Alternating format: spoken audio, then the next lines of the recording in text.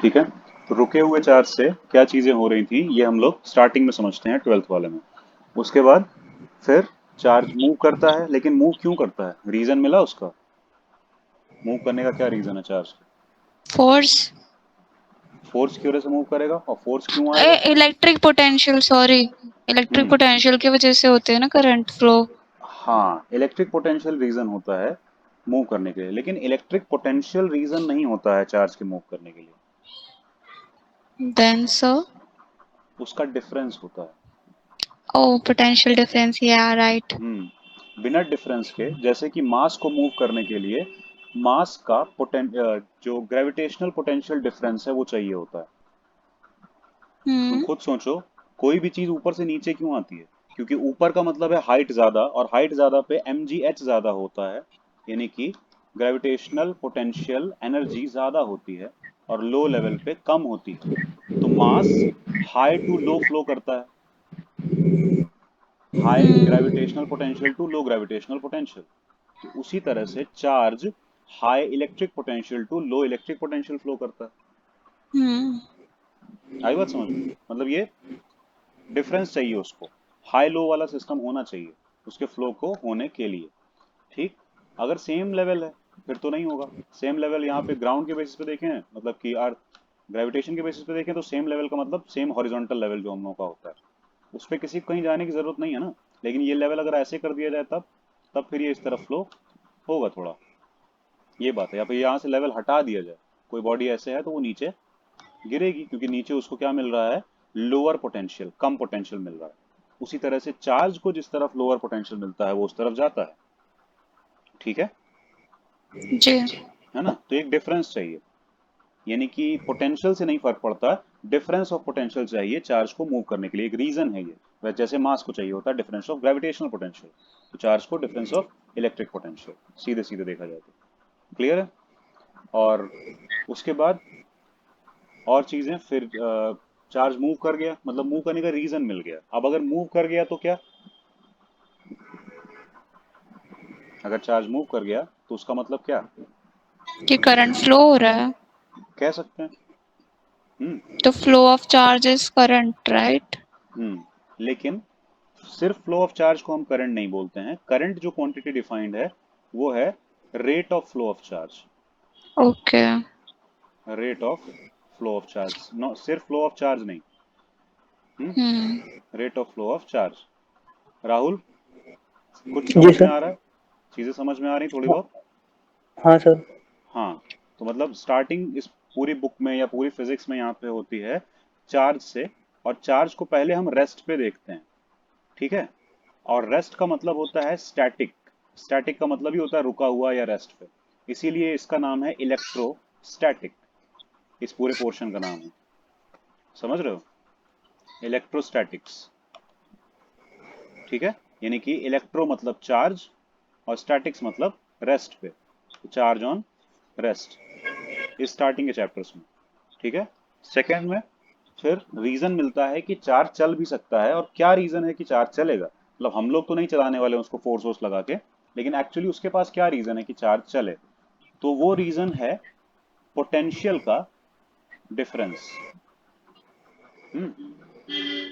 Potential का difference. सही है।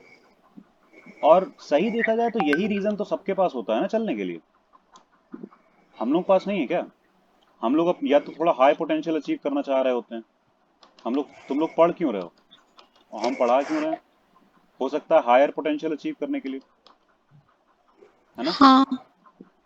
हाइट्स अचीव करने के लिए, हायर पोटेंशियल्स अचीव करने के लिए। अभी हम लोग लगता है पोटेंशियल कम है, या पोटेंशियल ज्यादा है तो लो पोटेंशियल अचीव करने के लिए। बहुत ज्यादा किसी के पास पैसे वैसे हो जाते हैं तो क्या करने लगता है फिर, वो नीचे आने लगता है थोड़ा सा, खुद जानबूझ के, मतलब कि चीजें देने लगता है कि लेके क्या करेंगे, कहाँ जाएंगे, सब हो गया, खत्म हो गया, कर लिया सब कुछ पूरी लाइफ में। तो ठीक है। तो वो दूसरा पोटेंशियल अचीव करना चाहता है। यानी कि एक तरह से डिफरेंस चाहिए होता है सबको पोटेंशियल्स का, तभी हम कह सकते हैं कि ये चीजें हो रही हैं। क्लियर? मूव हम्म। करने के लिए सेम पोटेंशियल पे रहने का किसी को मन नहीं करता है, तो रुक गया। ठीक है। मन किसी को नहीं करता है। अगर डिफरेंस दिखता है तो लोग जाते हैं, नहीं दिखा तो ठीक है, रहेंगे सेम पोटेंशियल पे, कोई दिक्कत नहीं, तो रुका हुआ रहेगा। क्लियर है? तो यस ये सर। बात है इसके लिए। फिर अगर चार्ज चल गया तो बात करंट की आ जाती है ना। अभी जो हमने बोला Alina, rate of flow of charge, तो ये फ्लो ऑफ यस चार्ज और sir. Rate of flow of charge में क्या फर्क है? सर मतलब विद रिस्पेक्ट टू टाइम कितना कितना चार्ज फ्लो हो रहा है ऐसा? हमेशा रेट ऑफ फ्लो यही विद रिस्पेक्ट टू टाइम ही होगा। मतलब रेट जो होगा वो विद रिस्पेक्ट टू टाइम ही चलता है, या कुछ और भी हो सकता है? जहाँ तक मुझे पता है कि करंट का फॉर्मूला होता है Q अपॉन टी, तो फिर वो टाइम से ही होगा। हाँ यहाँ पे, लेकिन रेट का वो मतलब नहीं होता है, चीजों के भी तो रेट होते हैं ना। हाँ। जैसे कि एक बिस्किट का पैकेट का भी रेट होता है। हम्म। तो जैसे 5 रुपीज, ये क्या है? रेट। बिस- ये रेट है, पक्का। जी। अरे 5 रुपीज एक वैल्यू है ना रुपी की, तो एक्चुअली अगर ये प्राइस देखे तो अब सर कोई भी वर्ड होता है ना इंग्लिश में, उसके बहुत मल्टीपल मीनिंग्स निकल सकते हैं ना। ऐसा नहीं है, प्राइस और रेट दो अलग चीजें होती हैं। प्राइस, प्राइस और रेट। ये है प्राइस, 5 रुपीज। और अगर हम ओके। कहें 5 रुपीज पर पैकेट, अब ये है रेट, ओके। पर ओके। Unit something. समझ रही हो? एक पैकेट के इतना प्राइस है, तो एक पैकेट के प्राइस को हम रेट बोलेंगे। आई बात समझ में? उसी तरह से यहाँ पे अगर फ्लो ऑफ चार्ज है लेकिन रेट ऑफ फ्लो ऑफ अगर चार्ज लगाया गया, तो हम यहाँ पे तो पर पैकेट बेसिस पे प्राइस देख रहे थे ना, और यहाँ पे हम पर time, per unit time basis पे रेट ऑफ फ्लो देख, मतलब फ्लो ऑफ चार्ज देखेंगे। तो amount of charge per unit time, ये रेट हो जाएगा। चार्ज का रेट नहीं हो गया? ठीक है। यस तो सर। इंग्लिश जितनी अच्छे से समझ में आएगी, उतना अच्छे से कॉन्सेप्ट भी समझ में आएंगे। देखो, हमेशा ये समझने की कोशिश किया करो कि जिसने बनाया उसने किस बेसिस पे ये नाम रखे हैं। कभी भी सिर्फ इतना नहीं कि यहाँ पे हमें क्या समझ में आ रहा है। ठीक है। जिसने बनाया होगा हम्म। उसने हर एक चीज का मीनिंग बनाया है। तो कोई भी तुम नाम रखोगे किसी चीज का तो मीनिंग बेसिस पे होता है वो। सिर्फ लोगों का नाम बिना मीनिंग के रखा जाता है, क्योंकि उसको पहले ही रखना पड़ता है, बिना कैरेक्टरिस्टिक डिफाइन किए रखना पड़ता है नाम। क्योंकि हम्म। छोटे बच्चों का कैरेक्टरिस्टिक अभी पता ही कहाँ है, तो बड़े होंगे तब पता चलेगा ना। नाम तो अभी रख दो कुछ भी, लेकिन जा बाकी दूसरी जितनी चीजें हैं, तुमने एक प्रोजेक्ट बनाया तो उसका तुमको नाम रखना है, तो तुम सोचोगी, रिलेट होना चाहिए नाम। तुम यूट्यूब चैनल बनाना है, उसका नाम रखना है, तो तुम सोचोगी कि हम किस बारे में बना रहे हैं, उसमें क्या करने वाले हैं, उस बेसिस पे तुम नाम सोच के रखोगी। वही बात है, तो ऐसे ये लोग भी तो करके ही सोच समझ के रखते हैं ना। तो अगर हम कह यस रहे हैं sir. Current rate of flow of charge है, तो इस केस में वो रेट ऑफ फ्लो टाइम के रिस्पेक्ट में है, यानी कि पर यूनिट टाइम में। यूनिट का मतलब वन, अब 1 सेकेंड में हो सकता है, 1 मिनट में हो सकता है, 1 आवर में हो सकता है, 1 ईयर, ईयर्स किसी में भी हो सकता है। वो यूनिट टाइम का मतलब है वन टाइम। यूनिट का मतलब ही होता है वन। तो हम्म। लेकिन करंट में अगर एसआई बेसिस पे देखा जाए, हो किसी में भी सकता है, पर ईयर में भी देख सकते हैं, लेकिन अगर एसआई यूनिट बेसिस पे देखा जाए, तो अगर हम चार्ज और टाइम की यूनिट्स रखेंगे तो इसकी कूलॉम्ब आएगी और इसकी सेकंड आएगी। सही यस सर। है ना? तो कूलॉम्ब पर सेकंड इसकी यूनिट हो गई करंट की। हम्म। लेकिन क्योंकि एम्पियर जो साइंटिस्ट थे उन्होंने ये दिया था, इसीलिए कूलॉम्ब पर सेकंड पेटेंट हो गया एम्पियर के नाम पे। इसीलिए हम्म। ए सिंबल यूज होता है करंट के, उसके लिए, मतलब करंट के यूनिट के लिए। यूनिट के लिए। ठीक है, ये हो गया, यानी कि चार्ज चलने लगा, दूसरी चीज हो गई। उसके बाद अगर चार्ज चलने लगा तो और क्या होगा? कुछ और ऐसा है जो चार्ज के चलने की वजह से होगा? रीज इलेक्ट्रिसिटी। हाँ, इलेक्ट्रिसिटी तो नहीं, इलेक्ट्रिसिटी करंट को ही बोल रहे होते हैं, कुछ ऐसी अलग सी नई चीज नहीं है वो। तो सर उसके एप्लीकेशंस ना, चार्ज चल रहा है तो उसके एप्लीकेशंस क्या है? नहीं, वो तो हम लोग अपनी लाइफ में देख रहे हैं। मेरा मतलब है कि थोड़ा डीप वे में देखें तो चार्ज चलेगा तो और क्या करता है चार्ज? रुका हुआ चार्ज देखो एक चीज करता है कि वो इलेक्ट्रिक फील्ड बनाता है। चलता हम्म। हुआ चार्ज क्या करता है? कुछ और करता है क्या? या फील सेम वही चीज? बनाता होगा। होगा नहीं, बनाता है। हाँ बनाता है, सॉरी। एक्सेलरेटेड चार्ज, चलता हुआ का मतलब भी उसमें एक्सेलरेटेड होना चाहिए। ठीक है। क्योंकि वो एक्सेल सेम वेलोसिटी से नहीं चलता ना, कि चलता है? चलता है, लेकिन जब सेम वेलोसिटी से चलता है तो मैग्नेटिक फील्ड नहीं बनाता है। मतलब ठीक है, कांस्टेंट अगर वेलोसिटी है तो वो मैग्नेटिक फील्ड नहीं बनाएगा? नहीं बनाता है। ओके। ठीक है। एक्सेलरेटेड रहता है तो बनाता है। तो यानी कि एक चेंज इन वेलोसिटी होते रहना चाहिए उसमें, यानी कि अब चाहे वो चेंज कैसा भी हो, बढ़ाओ घटाओ कुछ भी करो, तभी मैग्नेटिक फील्ड बनेगी, बस इतना। ठीक है। तो यस सर। एक्सेलरेटेड चार्ज क्या बनाएगा? Magnetic field. लेकिन सिर्फ मैग्नेटिक फील्ड? इलेक्ट्रिक फील्ड भी बनाएगा साथ साथ। वो तो बनाएगा ही, क्योंकि सीधी सी बात है, वो चार्ज है ना। चाहे चार्ज है। रुका रहे चाहे चलता रहे, वो इलेक्ट्रिक फील्ड तो बनाएगा ही बनाएगा। लेकिन चलते हुए वो मैग्नेटिक फील्ड भी बनाएगा, तो हम्म। Additional feature. तो अब अगर एक चलता हुआ चार्ज इलेक्ट्रिक फील्ड भी बनाएगा और मैग्नेटिक फील्ड भी बनाएगा, तो ये दोनों फील्ड्स अगर साथ में उसकी हैं, एक ही चार्ज जा रहा है कहीं और ये साथ में ही दोनों फील्ड एमिट कर रहा है, तो क्या हो सकता है? इलेक्ट्रो इलेक्ट्रिक मैग्नेटिक वेव्स भी होता है ना कुछ। इलेक्ट्रोमैग्नेटिक फील्ड्स बनती हैं।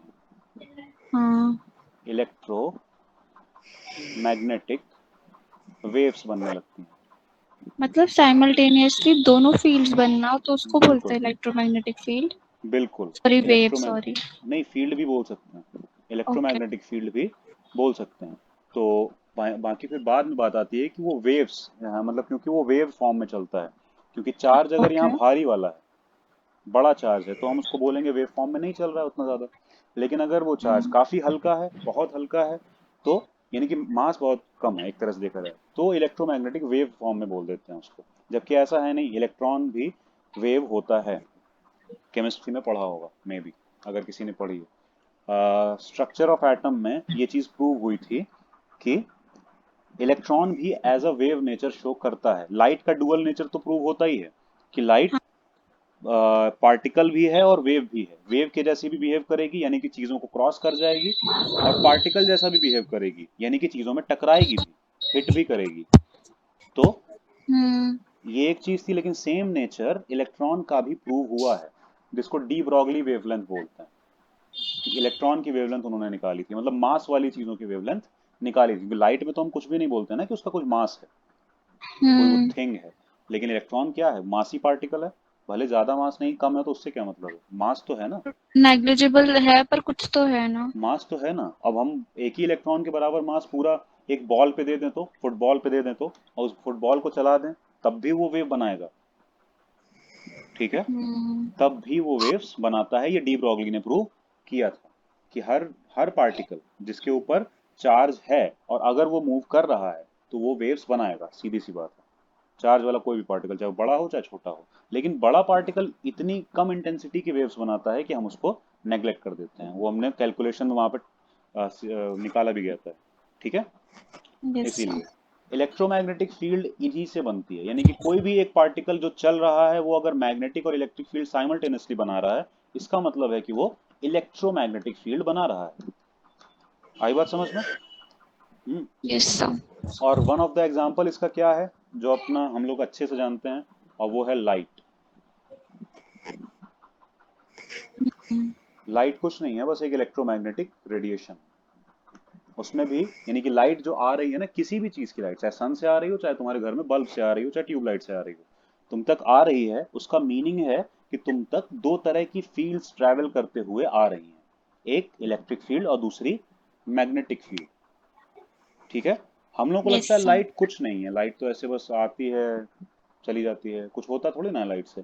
लेकिन बहुत देर तक धूप में रहने पे पता चलता है ना कि हाँ, लाइट टकरा भी रही है, हिट भी कर रही है, क्योंकि स्किन पे पता चलता है ना कि एक हम्म। इचिंग सी होने लगती है, तो वो क्या है? लाइट का हिट। लाइट हिट कर रही है तुमको। या फिर कोई और चीज बर्न वगैरह भी हो जाती है, बाहर इतनी हीट होने की वजह से चीजें बर्न हो जाती हैं कई बार कई बार। हम्म। तो वो क्या है? लाइट हिट कर रही है। तो इसका मतलब उसमें हिटिंग नेचर भी है, तो पार्टिकल नेचर भी है। भले उस वो पार्टिकल का मास हम नेग्लेजिबल मानते हैं, लेकिन है तो कुछ ना कुछ। ठीक। तो यहाँ पे चार्ज ही वो सब कुछ कर रहा है, यानी कि हम कहाँ से कहाँ तक पहुंच गए, एक चार्ज के रुके हुए फॉर्म से हम पहुंच गए लाइट तक। लाइट तक, माइक्रोवेव्स तक, अल्ट्रावायलेट वेव्स तक, पूरा इलेक्ट्रोमैग्नेटिक रेडिएशन तक। यानी कि हर चीज का जो कॉन्सिक्वेंस हो रहा है, इतनी बड़ी बड़ी छोटी छोटी सब तरह की चीजें, वो सब, यानी कि तुम्हारा जो फोन का टच स्क्रीन चल रहा है ना, वो भी चार्ज की वजह से है। और जो लाइट आ रही है सन से यहाँ तक, या फिर हम लोग को जो लाइट वाले इक्विपमेंट्स बनाए हैं उससे जो लाइट निकल रही हैं, वो भी इसी चार्ज की वजह से है। तुम्हारे फोन में सिग्नल्स भी चार्ज की वजह से आ रहे हैं, तुम्हारा एफएम रेडियो भी चार्ज की वजह से कैच कर रहा है। हर चीज हम लोग अभी वीडियो कॉन्फ्रेंसिंग पे पढ़ पा रहे हैं चार्ज की वजह से, क्योंकि चार्ज मूव कर रहा है, रेडिएशन एमिट कर रहा है, हमने उस रेडिएशन को समझा और यूज किया, तो हो गया। आया समझ में यस सर। दोनों को? राहुल, जी सर। आ रहा है ना? Yes sir. ये चल रही है चार्ज की कहानी एक तरह से, मतलब पूरा स्टार्टिंग से लेके एंड तक इस बुक में क्या है टर्म वन के सिलेबस में, सही देखा जाए तो स्टेप बाय स्टेप है चैप्टर्स, तुम देख सकते हो। First chapter electric charges and fields, तो इसमें हम सिर्फ इलेक्ट्रिक चार्ज रुके हुए चार्ज को देखेंगे, और वो जो इलेक्ट्रिक फील्ड निकालता है खुद से उसकी प्रॉपर्टी है। ऐसा समझ लो जैसे सन लाइट एमिट करता है ना, सन को देख सकते हो, सन क्या है, बीच में एक छोटी सी मतलब एक चीज है जो कि लाइट एमिट करती है चारों तरफ, हर तरफ एमिट करती है। वैसे ही चार्ज होगा, वो हर तरफ लाइट नहीं, एक दूसरे तरह की फील्ड एमिट करेगा, जिसको हम बोलेंगे इलेक्ट्रिक फील्ड। आई बात समझ में? राहुल आ गई? जी सर। नहीं आया तो बोल देना, कोई दिक्कत नहीं। तो चार्जेस फील्ड्स ये हो गया। फील्ड क्या है? फील्ड कुछ नहीं है, बस उसी का एक इन्फ्लुएंस है। जो चीज़ हमें दिख जाती है तो उसको तो हम कुछ नाम दे देते हैं, नहीं दिख रही है तो हम बोल देंगे कि वो कुछ एक स्पेस में है, तो उसको हम फील्ड नाम दे देते हैं। अब इलेक्ट्रिक इलेक्ट्रिक वेव्स निकल रही हैं तो इलेक्ट्रिक फील्ड हो गई, मैग्नेटिक निकल रही हैं तो मैग्नेटिक फील्ड हो गई, ठीक है। लाइट वेव्स निकल रही हैं तो लाइट की फील्ड हो गई, सीधी सी बात। क्लियर? तो यस सर। स्टार्टिंग में हम लोग यही सब देखते हैं, और इसमें फिर चार्ज वार्ज चलता है, मैग्नेटिक फोर्सेस आते हैं, एंड सो ऑन। थोड़ा अब इस चैप्टर में थोड़ा और देखें डिटेल में। हम्म तुमने ये चैप्टर पढ़ा है अलीना पहले से? ये सब पढ़ा है पर बहुत अच्छे से नहीं आता, मतलब मेरे को पूरे टॉपिक्स पता है कि इसमें क्या हो रहा है, इसमें क्या हो हम्म रहा हम्म है, टिप्स पे नहीं है। अच्छा ठीक है, सामने सामने है तब तो कुछ बता सकते हो। इलेक्ट्रिक चार्ज के बारे में बताओ, क्या है चार्ज? ये करता है चार्ज, वो करता है, वो तो सब बातें हैं। चार्ज रिपेल करते हैं, अट्रैक्ट करते हैं, चार्ज फील्ड निकालते हैं, लेकिन चार्ज है कौन? पहले सो थोड़ा इंट्रोडक्शन तो दो हीरो का, उसके बाद बात होगी ना, हीरो या हीरोइन जो भी। तो चार्ज की प्रॉपर्टीज बताऊं? नहीं, तुम चार्ज बताओ, चार्ज क्या है, प्रॉपर्टी तो बाद में आती है ना।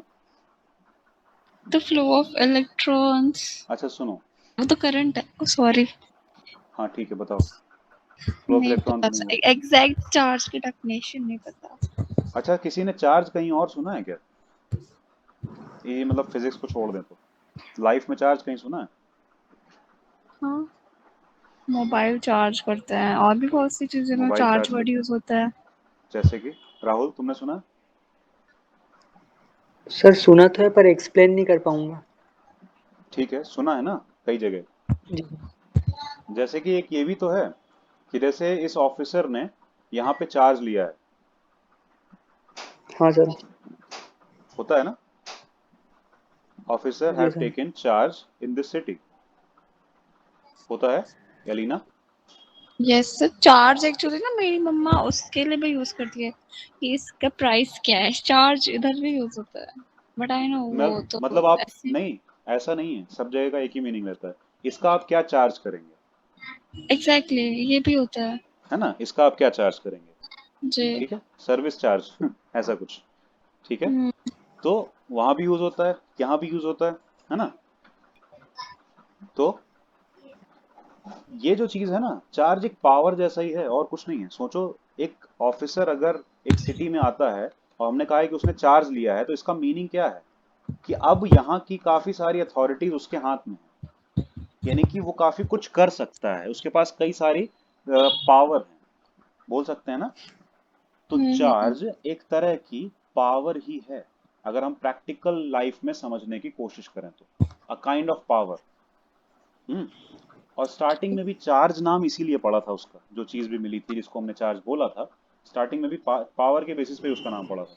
अच्छा सोचो, अभी तुम्हारे पास जितनी भी क्वालिटीज हैं, ह्यूमन क्वालिटीज होंगी सारी की सारी, लेकिन कुछ अगर अलग तरह की क्वालिटी आ जाए जो नॉर्मली ह्यूमंस में नहीं होती है, तो तो उसको क्या बोलेंगे कि पावर आ गई है, हाँ, एक स्पेशल पावर है। स्पेशल पावर है, तो उसको ही चार्ज बोला जा सकता है। आई बात समझ में? अब देखो कैसे, स्टार्टिंग में जब लोगों ने, क्योंकि चीजें तो रैंडमली चलती रहती है ना, हम्म। हम्म कि सब कुछ पढ़ने की जरूरत तो होती नहीं है, चीजें यूज तो हम लोग ऐसे भी कर सकते हैं। जैसे ऐसा नहीं है ना कि जो न्यूट्रिशनिस्ट नहीं है उसको नहीं पता होगा कि क्या खाना सही है क्या नहीं सही है ना? ऐसा तो नहीं है। हाँ बट सर बहुत सी चीजें मिथ पर होती है ना, बहुत से लोग ऐसे मिथ बना देते हैं कि ऐसा खाने से ऐसा हो जाएगा, बट अगेन नहीं एक्चुअल नहीं, ऐसा कुछ नहीं होता। हम मिथ की बात नहीं कर रहे हैं, लेकिन जो नई मिथ बना रहे हैं उनके पास भी तो प्रैक्टिकली सही नॉलेज होती है ना काफी हद तक। हाँ एक्सपीरियंस की वजह से। वही वही, किसी भी वजह से होती है ना काफी सारी नॉलेज। तो उसी बेसिस पे यहाँ पे उस टाइम के लोगों ने जब चार्ज आया था ना, जब साइंस बिल्कुल डेवलप नहीं हुई थी तब का है चार्ज। चार्ज डिफाइन तब से है। ये नीचे देखो, ओके। 600 BC, कुछ ज्यादा ही पुराना है। हाँ बिफोर ठीक है, क्राइस्ट। इलेक्ट्रिक चार्ज जो है वो 600 BC का है। यानी कि तब डिफाइन हो गया था जब कोई बात ही नहीं थी, इलेक्ट्रॉन प्रोटॉन एटम एटम कुछ भी नहीं था। ठीक। हम्म। जनरल लाइफ में जनरल चीजें लोग करते रहते थे, जैसे कि कुछ भी अपने काम कर रहे हैं तो कुछ काम करते टाइम कुछ चीजें आपस में रब हो जाती हैं ना। सीधी सी बात है, काम करते टाइम बैठते उठते टाइम कुछ चीजें आपस में रब होती हैं। जैसे हम बैठते उठते हैं तो हमारे क्लॉथ्स रब होते हैं चेयर के साथ या किसी चीज के साथ। ठीक है, तो चलते फिरते इधर उधर कुछ काम करते करते रबिंग होती है इधर उधर। ठीक है, तो एक चीज अचानक ऑब्जर्व की थी उस टाइम के लोगों ने कि जब एम्बर को वो रब कर रहे हैं किसके साथ, सिल्क के साथ, या रब हो जा रहा है बाई चांस, तो कुछ अजीब सा हो रहा है। ये एम्बर जो है ये कुछ स्मॉल पीसेस ऑफ लीव्स को, हम्म स्मॉल लीव्स को जो सूखे हुए पत्ते टाइप के होते हैं उनको अट्रैक्ट करने लग रहा है। ये देखा उन्होंने, जबकि ऐसा नॉर्मली नहीं होता है। कोई भी चीज अट्रैक्ट उनको करती नजर नहीं आई थी कभी भी। ठीक है, सिल्क रिपेल कर रहा था, ये दिखा। आई बात समझ में? तो मालूम है, एक तरह से ये अट्रैक्शन या रिपल्शन की पावर आ गई ना इनमें, इसीलिए इन चीजों का नाम पड़ गया कि इन्होंने कह दिया कि एम्बर के पास भी चार्ज आ गया है, एक पावर आ गई है, और सिल्क के पास भी। कुछ आया समझ में? हाँ। एम्बर क्या है उस वहां पे बोले, ग्लास होता है। रॉड। एम्बर रॉड, अच्छा। Glass glass glass generally glass जैसा एक मटेरियल होता है और कुछ नहीं होता, रॉड नहीं है। ठीक है, अब रॉड शेप में हो चाहे जिस भी शेप में हो उससे नहीं मतलब है, लेकिन तो एम्बर एम्पर ग्लास एक जैसा। एलिमेंट है, मतलब एक एलिमेंट से बना हुआ कुछ है। हाँ वही ग्लास जैसा एक मटेरियल होता है और कुछ नहीं है। तो सिल्क के साथ उन्होंने देखा, सिल्क क्या था, वो एक उससे इंसेक्ट से मिलता है। तो उन्होंने पास था पहले से, उसमें कोई दिक्कत नहीं थी, कोई साइंस डेवलपमेंट उसके लिए तो चाहिए नहीं थी। रब हो गया तो उन्होंने देखा इन दोनों के पास आ गया थोड़ा सा पावर किसी चीज को अट्रैक्ट या रिपेल करने का, जबकि पहले तो इन्होंने नहीं देखा था ऐसा कुछ। तो इन्होंने इसको पावर बोला, एक तरह से चार्ज बोला। ठीक, कि इन दोनों के पास चार्ज आ गया है। अब एम्बर क्योंकि अट्रैक्ट कर रहा था स्मॉल पीसेस ऑफ समथिंग को, मे बी पेपर्स, उस समय पेपर नहीं थे, तो मे बी क्लॉथ या फिर स्मॉल पीसेस ऑफ ये लीव्स, और ये रिपेल कर रहा था। तो कॉमन सी बात है, अट्रैक्शन को पॉजिटिव माना जाता है और रिपल्शन को नेगेटिव। इसमें कुछ डाउट हम्म। है ना? इसीलिए बोला गया कि एम्बर के पास पॉजिटिव चार्ज है और सिल्क के पास नेगेटिव चार्ज है। सीधे सीधे डिफाइन हो गया। हम्म पहले पता भी नहीं था इलेक्ट्रॉन जा रहा है प्रोटॉन हो रहा है क्या है, कुछ नहीं पता था इन लोगों को। इन्होंने अपने बेसिस पे कन्वेंशन लेके ये चीज कह दी बस उस समय, और यही कन्वेंशन बहुत साल तक चलता रहा। इसमें कुछ भी किसी ने डाउट किया ही नहीं, क्योंकि अंदर तक किसी को पता ही नहीं था। किसी को ये प्रॉपर्टी डिफाइन करना आ ही नहीं रहा था, साइंस की कोई भी एक्सपेरिमेंट ये चीजें नहीं कर पा रही थी। जब ज्यादा इक्विपमेंट्स बनने लगे, माइक्रोस्कोप बनने लगे, इलेक्ट्रॉन माइक्रोस्कोप बना, तब जाके चीजें देखी गई कि अच्छा कुछ पार्टिकल्स भी होते हैं। हम्म यानी कि एटम भी एक चीज है, हर जो ऊपर ऊपर की चीज नजर आ रही है वो कुछ छोटे पार्टिकल से बनी हुई है, जैसे कि मॉलिक्यूल, जैसे कि एटम। फिर और डेवलपमेंट हुई तब पता चला इलेक्ट्रॉन प्रोटॉन वगैरह भी होते हैं। लेकिन पहले से इन्होंने बस ऐसे ही डिफाइन कर दिया था कि ये रिपेल कर रहा है, नेगेटिव बोल दो इसको, ये अच्छा नहीं है। ये अट्रैक्ट कर रहा है, इसको पॉजिटिव बोल दो, यानी कि अच्छा है। समझ में आई बात? क्योंकि इन दोनों के अलावा बाकी कोई नेचर इनको नजर ही नहीं आ रहा था। कि और कोई पावर आ गई हो, लाइट जलने लगे, कुछ और होने लगे, बस यही हो रहा था। अट्रैक्शन रिपल्शन खत्म। समझ में आई बात? दे दिया। बाद में पता चला कि अच्छा ऐसा नहीं है, कुछ जाता है, कुछ ट्रांसफर होता है। तो जब ठीक से डेवलपमेंट हुई तो पता चला एम्बर से इलेक्ट्रॉन ट्रांसफर हो जाता है सिल्क पे, और तब तक इलेक्ट्रॉन को नेगेटिवली चार्ज बोला नहीं गया था। ऐसा नहीं है कि इलेक्ट्रॉन की जब डिस्कवरी हुई है तो उसको नेगेटिव चार्ज मान लिया गया था, ऐसा कुछ नहीं है। ठीक है, डिस्कवरी हुई थी तो बस वो एक थिंग थी, एक चीज था। ठीक है, और पता चला था कि इलेक्ट्रॉन एक पार्टिकल एम्बर के एटम से सिल्क के एटम पे ट्रांसफर हो जाता है।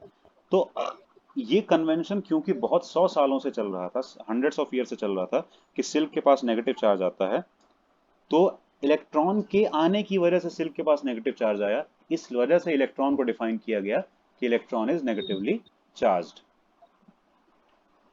क्लियर हुआ? यस कुछ सर। डाउट्स? नहीं ना? कुछ डाउट है तो बताओ। कुछ है? ठीक है, आगे चलें। तो हम लोग इसके बारे में समझ चुके हैं। ये फिलहाल डेमो क्लास है, इसीलिए हम किसी भी एक दो चीज़ों को ही टच कर सकते हैं। तो चार्ज के बारे में ये वाली चीज़ें थी। तो उसके बाद फिर यही हुआ कि दो ही तरह की चीज़ें हो रही थी, तो पॉजिटिव नेगेटिव वाले नाम भी दे दिए। हम्म और फिर धीरे धीरे देखा कि ये जो पॉजिटिव पॉजिटिव वाले हैं वो आपस में रिपेल कर रहे थे, यानी कि दो एम्बर रॉड्स आपस में रिपेल कर रही थी, दो सिल्क आपस में रिपेल कर रहे थे। लेकिन एक एम्बर एक सिल्क या फिर ऐसी कोई दूसरी चीज आपस में अट्रैक्ट कर रही थी। इसका मतलब आपस में भी इनका रिलेशन मिल गया कि like charges repel each other and unlike charges attract each other. वो सब चीजें इसी से बनी थी। ठीक है, बेसिक कॉन्सेप्ट से। और चीज पता चली कि अगर फिर से उस एम्बर को और उस सिल्क को पास लाया जाए, कांटेक्ट में लाया जाए, तो क्या होगा? वो दोनों में से चार्ज गायब हो जाएगा, चार्ज खत्म हो जाता है। इसका मतलब दोबारा ट्रांसफर हो गया। मतलब यह है कि चार्ज आ भी जाता है और चला भी जाता है। समझ में आई बात? न्यूट्रलाइज हो सकता है चार्ज। ऐसा नहीं कि पावर है तो रहेगी, पावर न्यूट्रलाइज हो जाती है।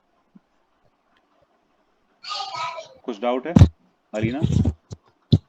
सर मुझे नहीं समझा, मतलब तो वो चार्ज सिर्फ थोड़ी देर के लिए होता है ऑब्जेक्ट्स पर, उसके बाद वो चीजें नॉर्मल हो जाती है। हाँ, मतलब अपने आप नहीं होंगी, लेकिन कहीं से ट्रांसफर होके होंगी। किसी न किसी तरह से वो ट्रांसफर हो जाएगा किसी चीज पे। जैसे तुमने टच किया, तुम्हारे हाथ में ट्रांसफर हो सकता है। बट आई बात सर समझ? मतलब वो वापस न्यूट्रल कैसे हो जाता है उसका बिहेवियर, अगर वो एक बार ही चार्ज हो गया, समझो उस पे आ गया नेगेटिव चार्ज, हम्म तो वो वापस अपनी नॉर्मल सुनो, न्यूट्रल पोजीशन। इलेक्ट्रॉन गया था हम्म। एम्बर से सिल्क पे, इलेक्ट्रॉन गया था। अब इसके पास एक इलेक्ट्रॉन की कमी हो चुकी है, अगर आ जाए कहीं से तो फिर न्यूट्रल हो जाएगा ना। दिक्कत क्या हाँ है? हो जाएगा। और जितने इलेक्ट्रॉन्स की कमी हुई है उतने आ जाए तो पूरा न्यूट्रल हो जाएगा। आई बात समझ में? वैसे ही हाँ। ये भी, अगर इस पे एक्स्ट्रा इलेक्ट्रॉन्स आ गए हैं तो वो कोई ले ले, कहीं चले जाएंगे इलेक्ट्रॉन्स, तो ये न्यूट्रल हो जाएगा फिर से। हम्म। ठीक। और क्योंकि चार्ज मास है, मास के ऊपर ही तो है ना चार्ज। सबसे छोटा चार्ज क्या डिफाइंड है पता है? इलेक्ट्रॉन। इससे हम्म। छोटे चार्ज की बात नहीं होती। ये चार्ज का सबसे छोटा पैकेट है, ये समझ लो।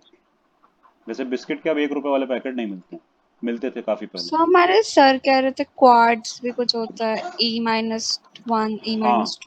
हाँ, वो अभी पता चलेगा। क्वार्ट्ज होता है, लेकिन वो प्रोटॉन और इलेक्ट्रॉन के अंदर के पार्टिकल्स को बोलते हैं, नया डिस्कवर हुआ है।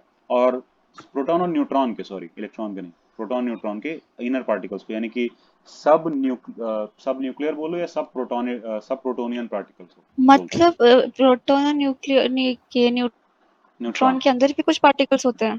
कहा तो ऐसे ही गया है फिलहाल। और यही रीजन दिया गया है कि प्रोटॉन के पास चार्ज है और न्यूट्रॉन के पास नहीं है। नहीं है। उसमें उसमें एक रीजन होता है, क्योंकि तीन तरह के वो होते हैं, अरेंजमेंट कुछ ऐसा होता है, या तो ऐसा और या फिर ऐसा, इस तरह का अरेंजमेंट होते हैं।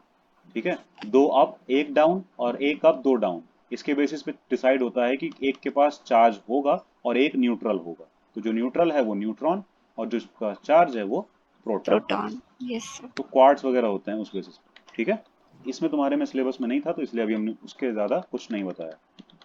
ठीक है, यस सर। देखो, इलेक्ट्रॉन ट्रांसफर हुआ था तो वापस आ जाए तो न्यूट्रल हो जाएगा ना, प्रॉब्लम क्या है? और ये जो न्यूट्रलिटी है या जो चार्ज होने वाली बात है, इसको इलेक्ट्रिकली न्यूट्रल या इलेक्ट्रिकली चार्ज वगैरह बोलते हैं, ठीक है। लेकिन ये इलेक्ट्रिकली ये सब वर्ड कहाँ से आ गए? क्योंकि एम्बर को इलेक्ट्रॉन बोलते हैं, एम्बर को। इलेक्ट्रॉन बोलते हैं उस लैंग्वेज में, ग्रीक लैंग्वेज में। ओके। और इलेक्ट्रॉन से ही बना था वर्ड इलेक्ट्रॉन, ठीक। और क्योंकि इलेक्ट्रॉन के चलने की वजह से, इलेक्ट्रॉन के मूवमेंट की वजह से करंट आई थी, और करंट को ही इनडायरेक्टली हम इलेक्ट्रिसिटी बोल रहे होते हैं कमर्शियल लेवल पे।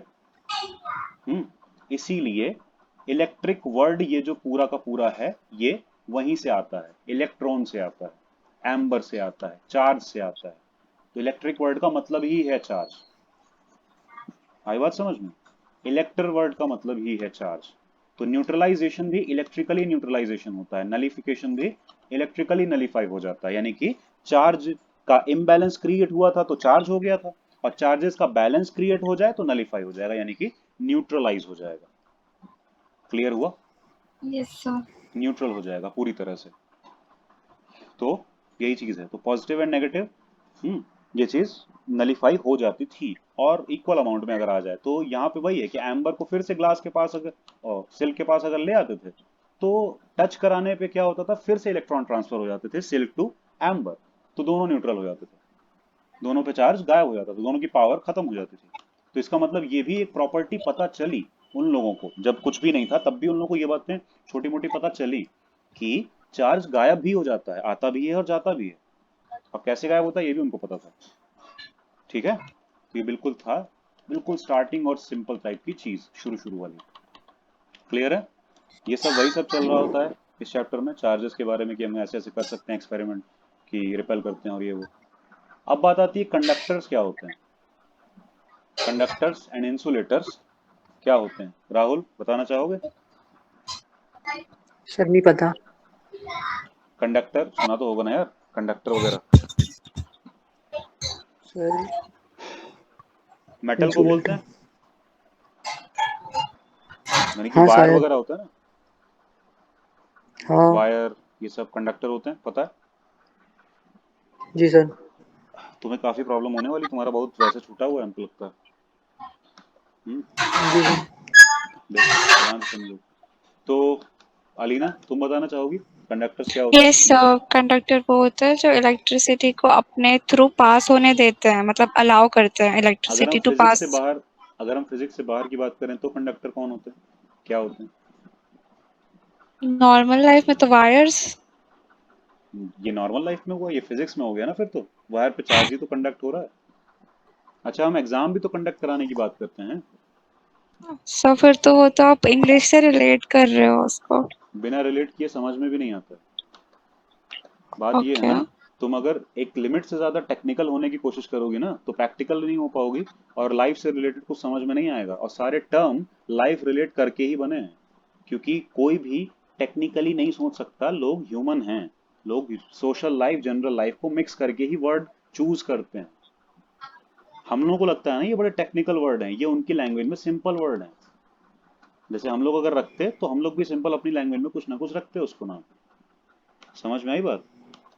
Yes sir. हिंदी में या तुम्हारे केस में उर्दू में भी, ठीक है। तो एक पर्टिकुलर नाम रखते हैं ना हम लोग, सोच के रखते, रीजन होता है उसका। तो कंडक्टर या इंसुलेटर नाम क्यों पड़ा हुआ है, और वो नाम पता चल जाने से मालूम है क्या होता है, क्यों हम इस पे इतना जोर दे रहे हैं इंग्लिश वाली चीज पे? क्योंकि फिर ये सब चीजें ना लाइफ टाइम याद रहती है कि भूल ही सही नहीं पता सकते है हैं, हाँ भूल ही नहीं एग्जैक्टली। सकते हैं, पूछ मतलब कोई चांस ही नहीं भूलने का। फिर तुम्हें अलग से याद नहीं रखना है कि इंसुलेटर क्या होता था, तुम्हें पता है ना। इंसुलेट करने का मतलब होता है दो चीजों को अलग अलग रखना, पास तो हैं लेकिन एक दूसरे के कांटेक्ट में नहीं है, इंसुलेट रखना। इसीलिए इनको इंसुलेटर्स बोलते हैं। तुम वायर में टच ना हो जाओ, इसीलिए तो वायर के ऊपर एक रबर की लेयर चढ़ाई जाती है ना, उसको इंसुलेशन बोलते हैं, ठीक है। Yes sir. गांव साइड में जो बर्तन हैं वो खराब ना हो जाएं, इसीलिए उनके ऊपर एक मिट्टी का लेप लगा के तब जाके उनको चूल्हे पे चढ़ाया जाता है। उन पे कालिक भी नहीं लगती है, और ये एक इंसुलेशन भी प्रोवाइड करता है उनको, ठीक है। इंसुलेशन एक चीज है, एक काम है, उसके बेसिस पे कुछ चीजों का नाम इंसुलेटर्स पड़ा हुआ है। कंडक्शन एक काम है, उसके बेसिस पे कुछ चीजों का नाम कंडक्टर्स पड़ा हुआ है। बस कंडक्टर भी तो होते हैं ना, क्या कंडक्ट करते हैं वो? कंडक्ट का मतलब क्या है? फ्लो मेंटेन करना। हम्म हम्म फ्लो मेंटेनेंस होता है। फ्लो मेंटेन करने को बोलते हैं कंडक्शन। यानी कि मेंटेन करना क्यों बोल रहे हैं हम? क्योंकि फ्लो तो फिर कैसे भी रैंडम फ्लो हो सकता है, कहीं भी कुछ भी किधर भी जाना है, ऐसा नहीं है। फ्री फ्लो नहीं है। एक मतलब प्रॉपर मैनर में अगर फ्लो है कि तुम्हें पता है कहाँ से कहाँ जाना है, किस रास्ते से जाना जाना है, उसको हम बोलेंगे कंडक्शन। कंडक्ट होना, किसी भी चीज का कंडक्ट होना। ठीक है, क्लियर हुआ? यस तो सर। ये चीज जो कंडक्ट करा पा रहे होंगे वो कंडक्टर हो जाएंगे। यहाँ पे हम क्योंकि चार्जेस की बात कर रहे हैं, तो मे बी चार्जेस की कंडक्शन की बात हो रही होगी, चार्ज कंडक्ट कराने की बात हो रही होगी, है ना? ठीक है। हम्म तो चार्ज कैसे कंडक्ट कराएंगे? कोई भी चीज, तुम कह रही हो वायर है, वो चार्ज कंडक्ट करा देता है, या मेटल है, वो कंडक्टर होते हैं। क्यों? मेटल कैसे चार्ज कंडक्ट करा देंगे? रीजन है कुछ? नहीं। रीजन है। केमिस्ट्री पढ़ी है? हाँ बढ़िया। मेटल के पास क्या होते हैं? मेटल्स के पास फ्री फ्री इलेक्ट्रॉन्स होते हैं। और फ्री इलेक्ट्रॉन हैं तभी तो जाएंगे ना। तुम कुछ काम एग्जैक्टली। कर रही हो, तुम्हें कुछ कहा जाए कि वहां से आके ये काम कराओ, तो तुम नहीं जाओगी। तुम कुछ जरूरी काम कर रही हो या तुम बिजी हो, तो फ्री हो तो चली जाओगी मे बी। हाँ। तो इलेक्ट्रॉन्स फ्री होंगे तो जाएंगे, और मेटल के पास खूब होते हैं, कोई दिक्कत नहीं है, फ्री इलेक्ट्रॉन्स, इसीलिए जाते हैं, इसीलिए कंडक्शन हो पाता है। मेनली कंडक्ट करने का मतलब है चार्ज को कहीं भेज, यहाँ इलेक्ट्रिकल कंडक्शन करने का मतलब है चार्ज को कहीं भेजना। ठीक है, मूव कराना, एक जगह से दूसरी जगह भेज पाना, फ्लो करवा पाना। सही है। हम्म तो यस। कौन कौन से चार्ज फ्लो हो जाएंगे? चार्ज तो बहुत सारा है, एक कोई भी एटम ले लो तो उसमें तो बहुत सारा चार्ज है। क्लोरीन उठा लो, चलो, क्लोरीन के पास 17 प्रोटॉन है, 17 इलेक्ट्रॉन है, कितना सारा इलेक्ट्रॉन। चार्ज हो गया? बहुत सारा चार्ज हो गया। लेकिन क्या ये सारा चार्ज फ्लो करेगा? नहीं करेगा, क्योंकि क्लोरीन अपने चार्जेस को बहुत स्ट्रांगली अटैच करके रखता है। ठीक है, बहुत हम्म ज्यादा स्ट्रांग फोर्स होता है क्लोरीन का। हम्म तो क्योंकि 17 प्रोटॉन है, तो सोचो 17 पॉजिटिव चार्ज है। 17 पॉजिटिव चार्ज है तो स्ट्रांग फोर्स नहीं होगा, अट्रैक्शन फोर्स स्ट्रांग नहीं होगा दूसरे नेगेटिव चार्ज को अट्रैक्ट करने का। तो इसीलिए वो उस बाकी के 17 इलेक्ट्रॉन को काफी स्ट्रांगली अटैच करके रखेगा, तो नहीं जाने देगा। इसीलिए क्लोरीन के पास फ्री इलेक्ट्रॉन नहीं होते हैं, और इसीलिए उनको हम नॉन मेटल्स बोलते हैं। हम्म क्योंकि मेटेलिक कैरेक्टर का मतलब ही होता है tendency to lose electron, easy, easily lose electron. ठीक है, तो इसीलिए हम्म मेटल के पास होते हैं फ्री इलेक्ट्रॉन्स। फ्री भी इसलिए होते हैं क्योंकि मेटल पीरियोडिक टेबल में लेफ्ट साइड में लाई करते हैं। हम किसी भी पीरियड में अगर लेफ्ट साइड में देखें, लेफ्ट साइड में स्टार्टिंग के ग्रुप्स में 1 2 3 4 ग्रुप में, तो क्या होता है कि कोई भी पीरियड है, मान लो फोर्थ पीरियड है, फोर्थ पीरियड का मतलब होता है नंबर ऑफ शेल्स 4 होंगी, हर हाँ। सारे एलिमेंट्स में नंबर ऑफ शेल्स होंगी 4 4 4। ठीक है, अब नंबर ऑफ शेल फिक्स हैं, तो अगर हम राइट बढ़ते जाते हैं यहाँ से, राइट राइट राइट राइट, और एलिमेंट्स पे जाते जाते हैं, तो क्या होगा? एटॉमिक नंबर इंक्रीज होगा, जेड इंक्रीज होगा, है ना? Left to right atomic number तो बढ़ता जाता है ना। और यस सर। एटॉमिक नंबर के साथ क्या होगा? ये 4, यानी कि ये तो नंबर ऑफ शेल्स तो इंक्रीज होने नहीं वाली है, तो एटॉमिक नंबर के साथ साथ प्रोटॉन का नंबर इंक्रीज होता है, मतलब कि चार्ज इंक्रीज होता है। प्रोटॉन के साथ इलेक्ट्रॉन का नंबर भी इंक्रीज होता है, तो एक तरह से ओवरऑल चार्ज बढ़ता जाता है ना। ऊपर मेटालिक कैरेक्टर डिक्रीज होता है।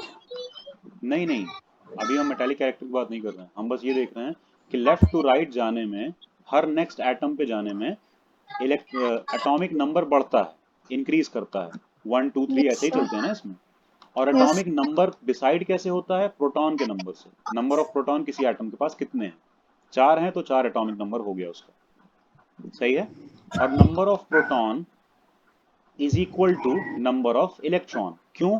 क्योंकि जब एटम न्यूट्रल है, इलेक्ट्रिकली न्यूट्रल है, तो चार्ज बैलेंस होना चाहिए, तो जितने प्रोटॉन उतने ही इलेक्ट्रॉन। तभी जाके तो न्यूट्रलिटी आएगी ना, नहीं तो फिर एक्स्ट्रा नहीं हो जाएगा, क्योंकि प्रोटॉन और इलेक्ट्रॉन के पास चार्ज बराबर होता है। ठीक है, यस सर। कुछ डाउट? नो। तो अगर हम राइट में जाएंगे तो Z बढ़ेगा, P बढ़ेगा, मतलब इलेक्ट्रॉन चार्ज बढ़ेगा, अल्टीमेटली चार्ज काफी बढ़ता जाएगा। और खुद सोचो, अगर प्रोटॉन बढ़े तो चार्ज बढ़ा, पॉजिटिव चार्ज न्यूक्लियस पे, न्यूक्लियस स्ट्रांग होता चला गया ना इलेक्ट्रिकली, ज्यादा ज्यादा फोर्स से अट्रैक्ट करेगा बाकी के इलेक्ट्रॉन्स को, बाकी के इलेक्ट्रॉन्स को। लेकिन ऑर्बिट तो चार ही हैं, शेल यहाँ पे भी चार हैं और यहाँ पे भी चार हैं, तो बीच में भी फोर्स ऑफ चार। अट्रैक्शन तो बढ़ता जाएगा। हाँ, लेकिन उससे होगा क्या, ये ऑर्बिट क्लोज हो जाएंगी और और फ्री इधर इलेक्ट्रॉन्स नहीं रहेंगे। नहीं रहेंगे, और इधर वाली ऑर्बिट दूर दूर रहेंगी। चार ही ऑर्बिट हैं लेकिन अच्छे से दूर दूर दूर दूर है।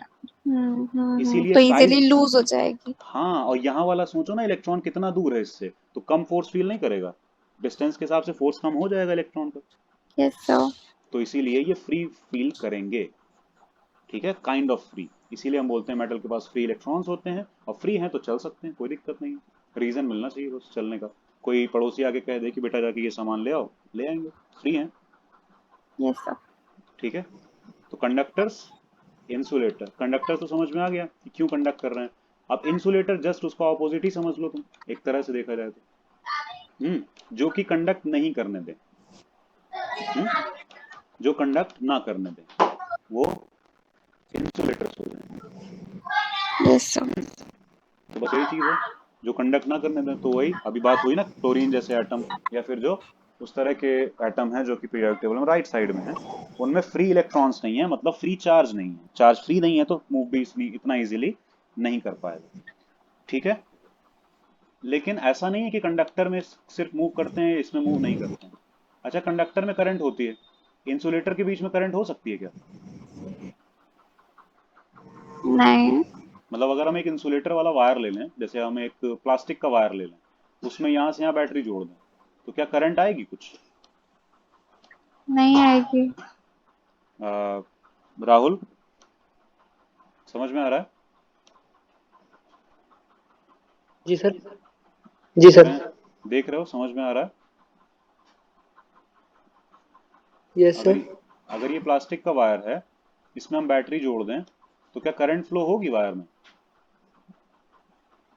No sir. नहीं, मेटल का होता तो फ्लो होती। होती सर। ऐसा नहीं है, दोनों केस में फ्लो होगी। ऐसा हम्म क्यों सर? हाँ सर, वो बिजली स्टिक की धारा तो को रोक देता है। हाँ, बताओ क्या कह रहे हो राहुल? सर, वो बिजली की धारा को रोक देता है इंसुलेटर। रोक देता है, पूरी तरह रोक देता है? हाँ सर। नहीं रोकता है पूरी तरह, हाँ शायद सर। पूरी तरह नहीं रोकता है। ठीक है, मतलब जी सर। करंट आती है, कम अमाउंट में आती है, अनयूजेबल होती है, इसीलिए हम कहते हैं नहीं आ रही है। इसके ओ। पास फ्री नहीं है चार्ज, इसका ये मतलब नहीं कि बिल्कुल फ्री नहीं है। ठीक है, होते हैं थोड़े यस फ्री सर। होते हैं, थोड़ा बहुत जाते हैं इधर उधर, मूव करते हैं, बैट मतलब कुछ अगर तुम पोटेंशियल डिफरेंस क्रिएट कर दो ना, रीजन दे दो मूव करने का, तो मूव करते हैं, लेकिन इतना कम करते हैं कि यूजेबल नहीं होते हैं, इसीलिए हम इनको कंडक्टर्स में शामिल नहीं करते हैं। ठीक है, देखो, यस सर। कैरेक्टर क्या होता है, एक टाइप का नेचर बोल सकते हैं किसी भी चीज का, एक प्रॉपर्टी। लेकिन क्या 100% कोई भी नेचर हो सकता है क्या, या प्रॉपर्टी हो सकती है, और दूसरी कोई प्रॉपर्टी 0%? नहीं हो सकती। हम्म यानी कि हम लोग इंसान हैं, लेकिन क्या कभी कोई जानवरों वाला काम नहीं कर सकते हैं क्या? कर कर सकते सकते। हैं, डिपेंड करता है ना सिचुएशंस पे, हम्म। सिचुएशंस पे डिपेंड करता है, करना पड़ जाता है कभी कभी। ठीक है, बहुत वर्स्ट सिचुएशन है, कुछ ऐसा है तो हो जाता है। इसका मतलब हर चीज में नेचर होता है हर तरह का। यानी कि अगर हम कहें ये प्लास्टिक का वायर है, ठीक है, तो हम कह रहे हैं कि ये क्या है, एक नॉन मेटल है, बोलते हैं ना, एक नॉन मेटल है। लेकिन क्या एक्चुअली ये नॉन मेटल है, इसमें मेटेलिक कोई कैरेक्टर नहीं होगा? ऐसा नहीं है, इसमें मेटेलिक कैरेक्टर भी होगा, लेकिन कम होगा, और नॉन मेटेलिक कैरेक्टर ज्यादा होगा, क्योंकि मेटल होना एक कैरेक्टर है, एक चीज नहीं है, वो एक कैरेक्टर है। वो कैरेक्टर कम है किसी चीज में। अब सीधी सी बात है, किसी पर्सन से मिलो या घर में ही कोई पर्सन हो, अगर 100 में से 90 बातें उसकी खराब लगती हों, वर्स्ट हैं, और 10 बातें बेस्ट हैं, तो किसके बेसिस पे वो जज होगा? 90 के बेसिस पे। नहीं, मेरी क्लास है, ऑनलाइन क्लास है।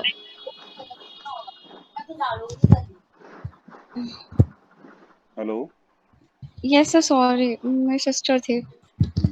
चलो, हम कह रहे हैं कोई पर्सन है, हम्म उसमें 100 हैबिट्स हैं, 90 वर्स्ट हैं और 10 बेस्ट हैं, तो किसके बेसिस पे जज होगा वो पर्सन? 90 वर्स्ट। सीधी सी बात है, 90 बेसिस पे जज होगा, ना कि 10 के बेसिस पे। डोमिनेंट फीचर है ना ये। Yes sir. उसी तरह से metallic and non metallic character हर चीज में होते हैं, लेकिन हर एलिमेंट में मेटालिक कैरेक्टर भी होता है, नॉन मेटालिक कैरेक्टर भी होता है, लेकिन जो डोमिनेंट है उसके बेसिस पे वो एलिमेंट जाना जाता है। ठीक है? अगर डोमिनेंस मेटालिक कैरेक्टर का है तो वो मेटल बोला जाता है, डोमिनेंस नॉन मेटालिक कैरेक्टर का है तो वो नॉन मेटल बोला जाता है, और अगर किसी का डोमिनेंस नहीं है, बीच बीच में है, तो वो मेटलॉइड बोले जाते हैं। आई बात समझ में? हम्म। है ना?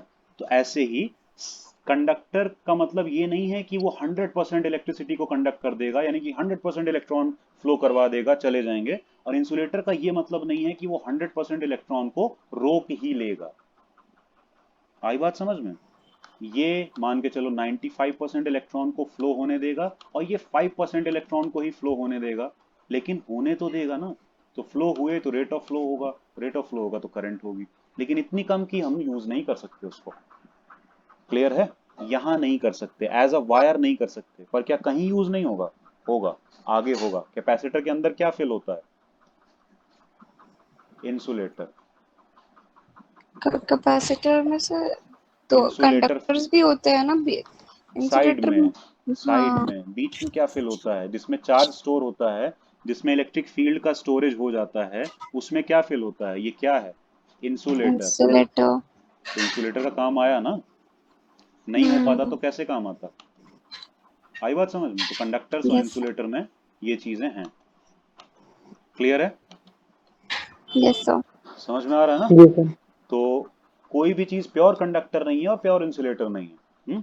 यानी कि प्री डोमिनेंट कैरेक्टर कौन सा है उसके बेस पर डिसाइड होगा कंडक्टर है या इंसुलेटर है। और वहां भी जो एग्जाम कंडक्ट करने की बात की थी हमने, तो जो कंडक्टर होते हैं एग्जाम के ऊपर, जो गवर्नमेंट है वो है कंडक्टर एग्जाम की, या फिर सीबीएसई है, या फिर एमपी बोर्ड है, ये क्या है? एग्जाम कंडक्टर्स हैं ये। तो ये क्या करते हैं? ये डिसाइड करते हैं कि ये फ्लो कैसे होगा। किस चीज का फ्लो? एग्जाम का फ्लो। और एग्जाम का फ्लो कैसे डिसाइड होगा? चीजों के फ्लो से।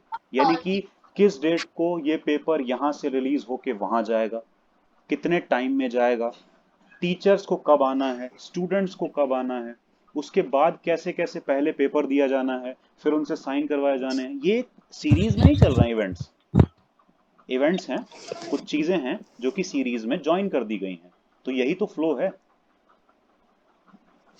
कुछ आया समझ में? Yes sir. इसीलिए एग्जाम को भी बोलते हैं एग्जाम कंडक्ट करना। बाकी तुम लोग और भी इसमें पढ़ोगे तो समझ में आएगा। इंडक्शन, चार्जिंग बाय इंडक्शन सबसे फालतू चीज, छोटी सी चीज, मतलब इजी है।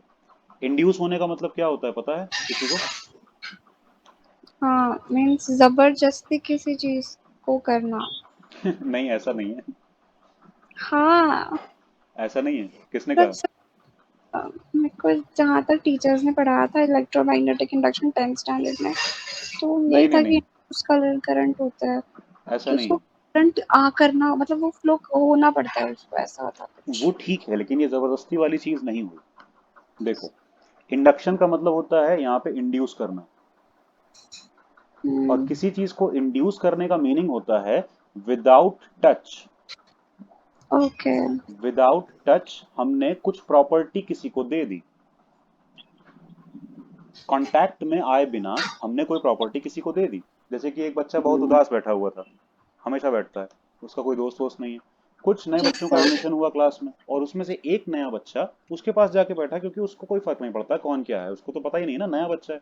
उसके पास जाके बैठा, और वो बच्चा काफी मतलब जॉयफुल टाइप का है, खूब हंसता है, मजाक करता है, हर बात पे उसको मजाक करने की आदत है, मतलब अजीब सा फालतू सा मजाक नहीं, कुछ लोग अच्छा ह्यूमरस मजाक करते हैं जिससे सबको हंसी आती है, वैसा वाला तो करता यस है। सर।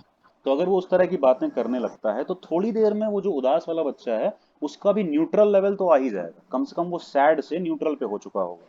फिर कुछ हम्म। दिन में या शायद उसी दिन शाम तक, शाम होते होते यानी कि स्कूल खत्म होते होते वो थोड़ा सा हल्का फुल्का मुस्कुराने भी लगे। तो ये हुआ क्या, उसने क्या जबरदस्ती उसको प्रोवाइड करवा दिया?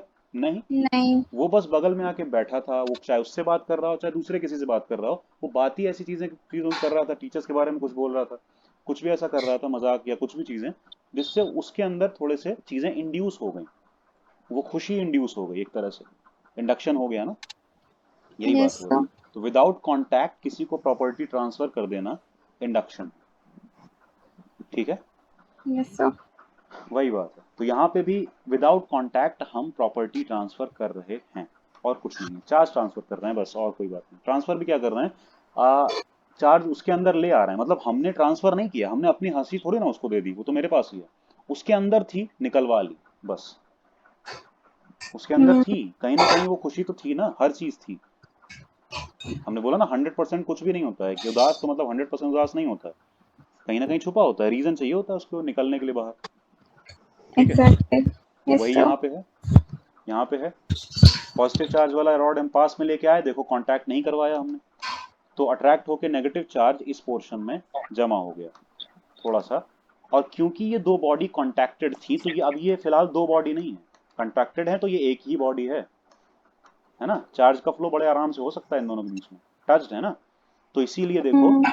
होना था ऐसा कुछ कि इधर माइनस आ जाता इधर प्लस आ जाता, लेकिन एक्चुअली ये कॉन्टैक्टेड है तो ये प्लस इसको इंड्यूस कर देगा माइनस में, तो यहाँ पे प्लस नहीं रहेगा, फिर इधर प्लस हो जाएगा फाइनली, ठीक है। यहाँ का प्लस और माइनस जो है इसको न्यूट्रल कर लेगा, तो यहाँ पे कोई चार्ज नहीं नजर आएगा, अल्टीमेटली इधर चार्ज नजर आएगा और इधर चार्ज नजर आएगा। आई बात समझ में, क्योंकि वो एक ही बॉडी जैसा बिहेव कर रहा सर एक क्वेश्चन है, एक डाउट है।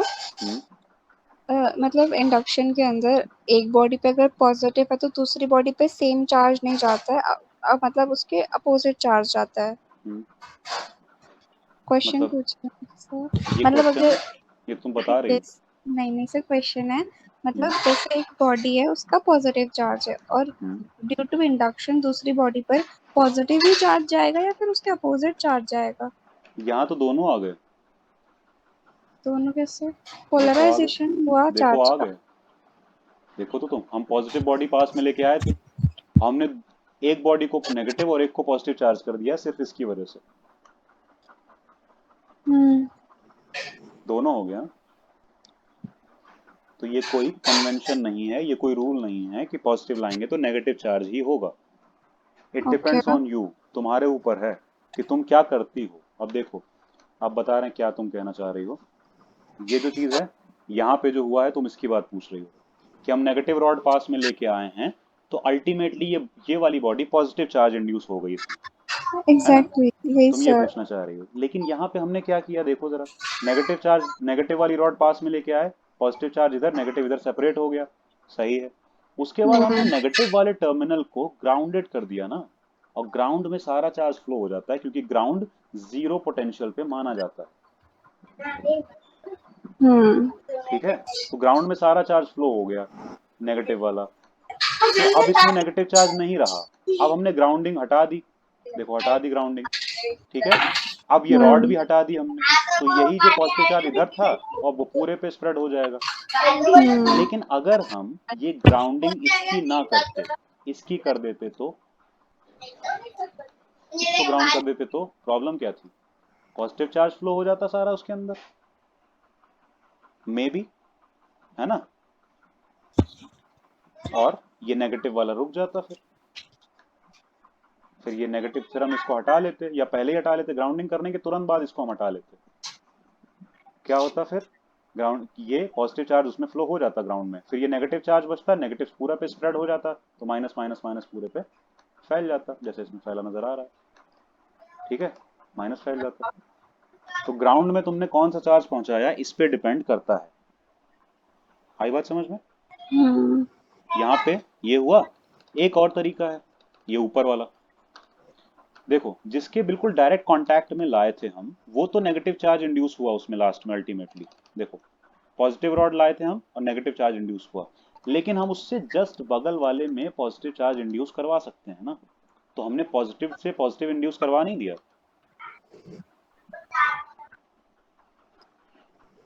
कुछ आया कैसे? समझ? देखो कैसे हुआ ये। यहाँ पे क्या था, सिर्फ ये दोनों बॉडी कॉन्टैक्टेड रखी हुई थी, मतलब कि एक ही बॉडी जैसे रखी हुई थी, ठीक है। हम्म, हम एक पॉजिटिव रॉड लेके आए, तो क्योंकि ये पूरी एक ही बॉडी है तो इस बॉडी के लेफ्ट वाले पोर्शन में सारा का सारा नेगेटिव चार्ज आके जमा हो जाएगा, क्योंकि ये पॉजिटिव उसको अट्रैक्ट करेगा, और यस सर। क्योंकि ये पॉजिटिव बाकी के पॉजिटिव को रिपेल करेगा, इसलिए सारा पॉजिटिव राइट में जाके जमा हो जाएगा। सही है। इसके बाद, जस्ट इसके बाद अगर हम इनका कांटेक्ट हटा दें, जो कि देखो किया गया है, तो अब इसमें हल्का सा हटा दें तो ये पॉजिटिव चार्ज तो राइट में रहेगा, क्योंकि ये पुश कर रहा है ना इसको, तो राइट में तो रहेगा। लेकिन अब एक पॉसिबिलिटी खत्म हो गई इनके न्यूट्रल होने की, क्योंकि कांटेक्ट नहीं है तो न्यूट्रल कैसे होगा। अब हम ये रॉड हटा देंगे, ये रॉड हटा देंगे हम, तो देखो ये सिचुएशन आ जाएगी, क्योंकि रॉड थी तो पॉजिटिव चार्ज इस नेगेटिव को अट्रैक्ट कर रहा था और इसको रिपेल, तो ये इधर था लेफ्ट में सारा जमा था, ये राइट में सारा जमा था। सही है। लेकिन जैसे ही यस। हमने ये रॉड हटाई तो ये दोनों अब आपस में अट्रैक्ट करने लगेंगे ना, प्लस और माइनस है, तो ये minus minus minus plus plus plus plus attract करके ये इधर जमा हो गया और ये इधर जमा हो गया। सही है। लेकिन अगर ये कॉन्टैक्टेड होते, सोचो हम एक वायर से कॉन्टैक्ट करवा दें तो सारा पॉजिटिव नेगेटिव न्यूट्रल हो जाएगा। कॉन्टैक्ट नहीं है ना, इसीलिए न्यूट्रल नहीं हो पाया। आई बात समझ में? ट्रांसफर कैसे होगा, हवा में नहीं करने वाला, ये फेंक के नहीं देने वाला ट्रांसफर, ठीक है। कांटेक्ट होगा तो वन वन एटम से ट्रांसफर हो सकता है, लेकिन अगर जरा सा भी दूर है तो हवा में तो वो नहीं फेंक के देने वाला है कि ये लो चार्ज मिल जाएगा तुमको, हो गया, ऐसा नहीं है। क्लियर है। तो अब ये पास हैं तो कम से कम ये इधर और ये इधर है, अब और दूर कर दें हम, यानी कि ठीक से दूर कर दिया हमने, एक को कहीं और लेके चले गए, तो अब इस पे ये पूरा चार्ज सेपरेट स्प्रेड हो जाएगा और इस पे ये पूरा चार्ज स्प्रेड हो जाएगा, तो इस पे पॉजिटिव स्प्रेड हो गया, इस पे नेगेटिव, तो ये दोनों बॉडी चार्ज हो गई ना एक तरह से। यस तो सर। हमने एक पॉजिटिव रॉड से नेगेटिव और पॉजिटिव दोनों बॉडी चार्ज कर दी। आई बात समझ में?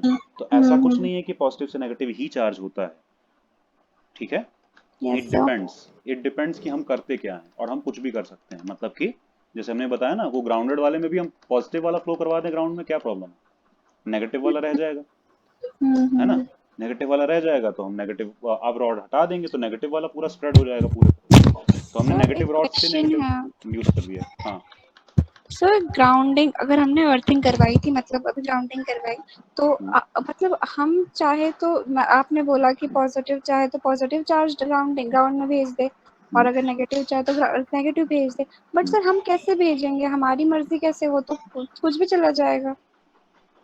नहीं, देखो बात ये है ना, अगर तुमने डायरेक्ट किसी मेटल को ज्वाइन किया ग्राउंड से, तो अभी इसमें पहली बात तो चार्ज सेपरेटेड था नहीं, तो क्यों जाएगा कोई भी चीज, एटम थोड़ी ना उठ के चला जाएगा, या ग्राउंड सेपरेट थोड़ी ना कर देगा उसको। लेकिन एक बॉडी है जिसमें एक हम्म, पर्टिकुलर पोर्शन में नेगेटिव और एक पर्टिकुलर पोर्शन में पॉजिटिव चार्ज है, और तुमने वो वाला टर्मिनल ग्राउंडेड किया है, ओके ओके ओके। इसलिए ये इधर के पोर्शन का चार्ज फ्लो कर जाएगा, और या इधर वाला ग्राउंडेड किया तो इधर के पोर्शन का चार्ज फ्लो कर जाएगा, क्योंकि वो सेपरेटेड हम्म था। नहीं होता सेपरेटेड ना, अगर वो एटम फॉर्म में होता, यानी कि पूरा न्यूट्रल होता, हर पॉजिटिव नेगेटिव एक साथ रहते, तो कुछ भी चार्ज वार्ज फ्लो नहीं करने वाला ग्राउंड में। आई बात समझ में? यस तब सर। कोई दिक्कत नहीं होती, वो तो सेपरेटेड था, और जैसे जैसे सेपरेटेड था तो वो वाला एंड हमने ग्राउंडेड किया, इस वजह से चला गया, ठीक है। यस। उसके बाद आती है basic properties of charge, last चीज फिलहाल आज हम बताएंगे यही, basic properties of electric charge, कि चार्ज की बेसिक प्रॉपर्टीज क्या होती हैं। मतलब चार्ज के बारे में ये तो पता चल गया कि एक पावर टाइप की है जो कि कुछ इलेक्ट्रॉन वगैरह ट्रांसफर होने से आ जाती है, ठीक है। लेकिन चार्ज के साथ क्या क्या किया जा सकता है, तो चार्ज को ऐड किया जा सकता है, additivity of charge, first property. हमें तो लगता है सिंपल सी चीज़ है कि ठीक है चार्ज को तो हर चीज़ को ऐड कर सकते हैं, लेकिन ऐसा नहीं, हर चीज़ ऐसे ऐड नहीं कर सकते। तुमको हम कह दें हम F1 फोर्स लगा रहे हैं और F2 फोर्स लगा रहे हैं खुद के ऊपर, या फिर चलो किसी बॉडी के ऊपर, तो वो बॉडी चलनी चाहिए कि नहीं चलनी चाहिए। डिपेंड अपॉन द डायरेक्शन तुमने कहा on depend which upon the the force is direction, applied. है ना, depend upon the magnitude and direction of the forces applied. लेकिन यहाँ पे ये यस बातें सर। नहीं है, यहाँ पे कोई बात नहीं है, तुम चार्ज को सीधे ऐड कर सकती हो, बस खाली उसका नेचर पता होना चाहिए और कोई दिक्कत नहीं। डायरेक्शन वाला यस। तो कोई प्रॉब्लम आता नहीं है। +5 चार्ज है, -3 चार्ज है, कुछ भी है, ओवरऑल चार्ज को तुम सम करके टोटल चार्ज की बात कर सकती हो, कोई दिक्कत नहीं है। ठीक है, इसीलिए चार्ज एडिटिविटी वाले नेचर को फॉलो करता है। ठीक है, ऐसा लगता है कि ये तो ऑब्वियस बात है, लेकिन एक्चुअली बहुत सारी क्वांटिटीज नहीं भी फॉलो करती हैं, इसीलिए बताया हमने। ठीक है, इसीलिए इन्होंने भी यस कहा है। सर। तो चार्ज एडिटिव होता है, यानी कि ऐड हो सकता है, इजीली ऐड हो सकता है, सारे चार्जेस को तुम सम करके टोटल चार्ज की बात कर सकती हो। तो सम पॉजिटिव सम नेगेटिव वो इफेक्ट दिख जाएगा उसमें। ठीक है, कुछ पॉजिटिव कुछ नेगेटिव होंगे तो ऐड होने का मतलब सब्ट्रैक्ट भी हो जाएंगे by according to their nature. Clear? उसके अलावा चार्ज कंजर्व होता है, चार्ज कंजर्व होता है। अब देखो, चार्ज है इलेक्ट्रॉन पे, सबसे छोटा जो पार्टिकल है, सबसे छोटा जो पैकेट है चार्ज का, वो इलेक्ट्रॉन है। इलेक्ट्रॉन के आने जाने से चार्ज आ जाता है, चला जाता है ना, मेन सबसे छोटी चीज। तो इलेक्ट्रॉन में तो मास है ना, और मास कंजर्व होता है। कंजर्वेशन ऑफ मास पढ़ा? यस सर पढ़ा। कोई भी मतलब कोई भी मास जो होता है उसको डिस्ट्रॉय भी नहीं किया जा सकता और क्रिएट भी नहीं किया जा सकता, है ना। तो फिर हम लोग कह सकते हैं कि इलेक्ट्रॉन भी डिस्ट्रॉय नहीं किया जा सकता, क्रिएट नहीं किया जा सकता, है ना। वो सिर्फ ट्रांसफर किया जा सकता है ना, यस सर। जैसे मास से ट्रांसफर किया जा सकता है, क्योंकि इलेक्ट्रॉन मास ही तो है, समथिंग टाइप ऑफ मास। तो जब मास ट्रांसफर सिर्फ ट्रांसफर किया जा सकता है, ना डिस्ट्रॉय ना क्रिएट, तो फिर इलेक्ट्रॉन भी सिर्फ ट्रांसफर किया जा सकता है, ना डिस्ट्रॉय ना क्रिएट। तो उसके साथ चार्ज का भी तो यही हाल होगा ना, क्योंकि इलेक्ट्रॉन ही तो कैरियर है चार्ज का। आई बात समझ में? इलेक्ट्रॉन पे से कभी चार्ज गायब नहीं हो जाने वाला है। यानी कि तुम ऐसा सोचो कि एक इलेक्ट्रॉन है हमारे पास जिसके पास चार्ज नहीं है, ऐसा नहीं होता है। ठीक है, यस सर। तो अगर मास कंजर्व है तो चार्ज भी कंजर्व हो गया। यानी कि जैसे मास सिर्फ ट्रांसफर हो सकता है, डिस्ट्रॉय क्रिएट नहीं हो सकता, वैसे चार्ज भी सिर्फ ट्रांसफर हो सकता है, डिस्ट्रॉय या क्रिएट नहीं हो सकता। यानी कि हम तुम भेज दो, इस पे भेज दो, उस पे भेज दो, यहाँ चला जाए वहां चला जाए, लेकिन क्रिएट या डिस्ट्रॉय नहीं कर सकते उसको। हम वहां पे हम बोलते हैं ना चार्ज क्रिएट हो गया, रब करने से चार्ज क्रिएट हो गया, एक्चुअली में चार्ज ट्रांसफर हो गया है थोड़ा सा, और इस वजह से चार्ज का एक इम्बैलेंस क्रिएट हो चुका है। जैसे कि हमने एक एटम से दूसरे एटम पे एक इलेक्ट्रॉन को भेजा। अब इसके पास मान लो 11 प्रोटॉन 11 इलेक्ट्रॉन थे, इसके पास मान लो 17 प्रोटॉन 17 इलेक्ट्रॉन थे। अब ये जो एक इलेक्ट्रॉन चला गया तो इसके पास कितने बचे? 10 इलेक्ट्रॉन, इलेक्ट्रॉन गया ना, इसके पास कितने हो यस गए? सर। 18 18 इलेक्ट्रॉन। इलेक्ट्रॉन। तो एक बात बताओ, ये बैलेंस बिगड़ नहीं गया न्यूट्रल होने के लिए? बिगड़ क्या? एक प्रोटॉन एक इलेक्ट्रॉन को न्यूट्रल करता है, या एक इलेक्ट्रॉन एक प्रोटॉन को न्यूट्रल करता है, क्योंकि सेम चार्ज होता है, बस एक पे पॉजिटिव और एक पे नेगेटिव। अमाउंट ऑफ चार्ज वही है ना, 1.6 इंटू 10⁻⁻19 कूलॉम। कूलम। प्रोटॉन पे पॉजिटिव और इलेक्ट्रॉन पे नेगेटिव, बस इतना ही फर्क है। तो एक प्रोटॉन इज इक्वल टू एक इलेक्ट्रॉन न्यूट्रल होने के लिए, सही है। तो यहाँ पे 11 प्रोटॉन एंड 10 इलेक्ट्रॉन, तो एक प्रोटॉन कहाँ जाएगा बेचारा, मतलब कि वो न्यूट्रल नहीं हो पाएगा। और यहाँ पे 17 तो न्यूट्रल हो जाएंगे, एक इलेक्ट्रॉन न्यूट्रल नहीं हो पाएगा। आई बात समझ में? तो ये जो हम यस सर। दिखाते हैं ना यहाँ पे प्लस और यहाँ पे माइनस, ये प्लस और माइनस चार्ज नहीं है, ये एक्चुअली अनपेयर्ड प्रोटॉन या अनपेयर्ड इलेक्ट्रॉन है। क्योंकि अगर ये चार्ज होते तो हम Mg+2 लिख सकते थे, लेकिन ध्यान देना कभी भी +2 नहीं लिखा होता है। कभी नोटिस प्लस किया है? 2+ लिखा होता है। सो हाँ। ये क्या है, मतलब 2 प्रोटॉन्स। 2 प्रोटॉन्स जिनकी पेयर नहीं है। हम्म, यानी कि ये प्रोटॉन है, ये चार्ज नहीं है। चार्ज होता तो +2 भी लिख सकते थे ना, यस। क्या प्रॉब्लम थी? लेकिन ये चार्ज है ही नहीं, ये तो प्रोटॉन का नंबर है, इसीलिए 2+, 3+, 3- ऐसे करके लिखा जाता है। आई बात समझ में? 2-। तो ये अनपेयर्ड प्रोटॉन या अनपेयर्ड इलेक्ट्रॉन को शो करता है, जो कि जिसके पास पेयरिंग के लिए दूसरा न्यूट्रल होने के लिए नहीं है। तो जो न्यूट्रल नहीं हुआ है वो दिखेगा तुमको अलग से चार्ज के फॉर्म में। क्लियर हो गया? Yes sir. यस। वही बात है, तो चार्ज कंजर्व रहता है, ट्रांसफर हो रहा है तभी तो, है ना, इसीलिए। तो क्लियर कट बात है। क्वांटाइजेशन ऑफ चार्ज क्या होता है कि चार्ज स्मॉल पैकेट्स में होता है, छोटे छोटे पैकेट के फॉर्म में होता है। हम्म? चार्ज कभी भी सीधा मतलब एक यूनिफॉर्मिटी में नहीं होता है। वैसे एक्चुअली देखा जाए तो कोई चीज यूनिफॉर्मिटी में नहीं होती है। हम लोग को लगता है ना कि यूनिफॉर्म है, जैसे वाटर है, तो क्या वाटर के छोटे छोटे पैकेट पी रहे हैं क्या हम लोग? लगता तो नहीं है, लेकिन ऐसा है। हम्म? हर चीज को ब्रेक करते करते एक लेवल आता है जहां पे हर चीज का एक पैकेट जैसा मिलता है। जैसे कि किसी भी सब्सटेंस को ब्रेक करते करते एक जगह आती है जब उस सब्सटेंस का एक मॉलिक्यूल मिलने लगता है हम लोगों को। और उसको भी ब्रेक करते करते एक पॉइंट ऑफ टाइम आता है जहां पे हमको उसका एटम मिलना स्टार्ट हो जाता है। उसको भी ब्रेक करते करते एक टाइम आता है जहां पे इलेक्ट्रॉन, प्रोटॉन और न्यूट्रॉन मिलना स्टार्ट हो जाते हैं। फिर इन दोनों को ब्रेक करते करते एक टाइम आता है जहां क्वार्क्स मिलना स्टार्ट हो जाते हैं। हम्म? हम्म लेकिन उसके बाद अभी नहीं पता है, आगे पता चल जाएगा, लेकिन समझ रही हो ये एंड नहीं हो रहा है। हम्म। हर चीज हम लोगों को लगता है ना यूनिफॉर्मिटी में है, लेकिन हर चीज ग्रेन्स के फॉर्म में है, सिर्फ ग्रेन्स के फॉर्म में। वो ग्रेन्स क्या हैं? Small packets. जैसे सॉल्ट होता है, स्मॉल पैकेट्स, और कुछ नहीं। क्लियर हुआ? Yes sir. तुम्हें समझ में आ रहा है ना राहुल, या फिर प्रॉब्लम आ रही है? बता सकते हो। सर थोड़ी सी प्रॉब्लम आ रही है और कुछ नहीं। हाँ थोड़ी सी, मतलब नए नए में काफी दिन से कुछ भी नहीं पढ़ा ना, तो वैसे करके। बाकी जी सर। ज्यादा आ रही तो बता सकते हो। ये चार्जेस के बारे में वैसे चल रहा है ना, प्रॉपर्टी। चार्ज कैसी कैसी प्रॉपर्टी शो करता है, ठीक है। जी सर। तो पैकेट के फॉर्म में होने का मतलब वही है कि चार्ज को हम बोलते हैं कि यूनिफॉर्म इतना सारा चार्ज है ना। जैसे हम पानी को कभी थोड़ी ना बोलते हैं कि इतने ड्रॉप ऑफ वाटर है, 100 ड्रॉप ऑफ वाटर ले लो। पैकेट में बोलते ही नहीं है, ठीक है। ये वाली चीज है। लेकिन वैसे करके बोलते हैं बड़े फॉर्म में, जैसे कि 1 बॉटल वाटर। हम्म। 1 बॉटल हम्म वाटर, तो ये बॉटल क्या है? पैकेट ही तो है एक। तो चार्ज का सबसे छोटा पैकेट क्या है? चार्ज का सबसे छोटा पैकेट है इलेक्ट्रॉन। इससे छोटा पैकेट फिलहाल चार्ज का मिला नहीं है, और मिला है तो हम लोग के सिलेबस में आया नहीं है, ठीक है। वही क्वार्क्स वगैरह जो होते हैं, वो भी इससे छोटे क्या हैं? अप्रोक्सीमेटली, हाँ बोल सकते हैं इसके हाफ है, ठीक है, आधा है, हाफ हाफ।